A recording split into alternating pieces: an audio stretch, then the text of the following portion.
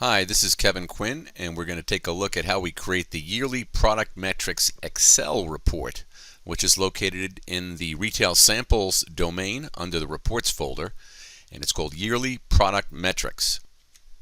Let me show you the spreadsheet. This is actually a report created in WebFOCUS InfoAssist Plus.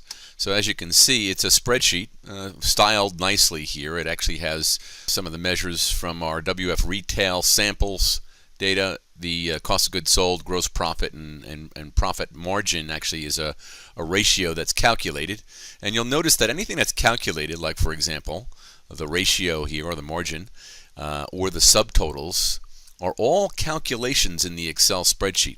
Also notice that the spreadsheet actually has tabs going across the bottom representing each year, and finally a total page which also have calculations across these separate tabs. So this is a very special thing that InfoAssist Plus does to create fully formatted Excel spreadsheets with summations and calculations. So let's take a look at how this is created from scratch. So here I am in InfoAssist Plus. I've selected to create a report from the WF Retail Lite dataset. As you can see, it's mentioned up here on the top of the field area. So let's very quickly start off by saying we don't want an HTML output report. We're going to select the down arrow there next to the format. We'll go down to the Excel formats, and one of them is actually an Excel XLSX file with formulas generated. So we'll select that one as the output format. Now let's select the things that we're going to measure on this report. We'll do cost of goods sold and gross profit. Then we'll do a calculation that's based on these.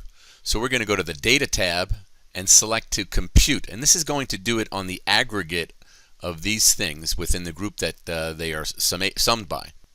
So to do a calculation on the aggregate, you use a compute. So for this, let's call it profit margin.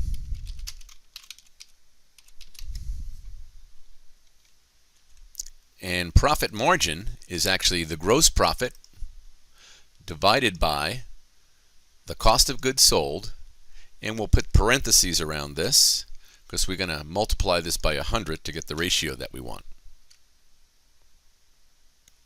Actually, in this case, let's not actually multiply it by 100. Let's just leave it as a ratio, which would be in many cases less than the value of 1.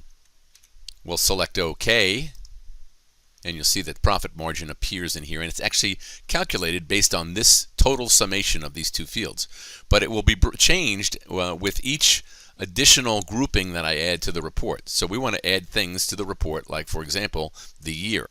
Year is under the transaction date, and we'll add that to our by group.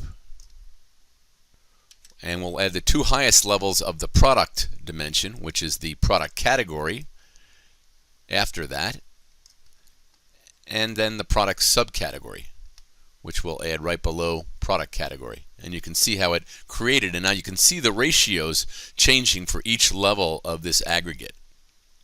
The next thing we want to do is go to the product category column, and we're going to select that, and we're going to select to do a subtotal. But what we want to do is recompute anything that's a calculation. So you can see that this now is not adding up these values, but actually recalculating them based on the total of cost of goods and profit subtotal for accessories.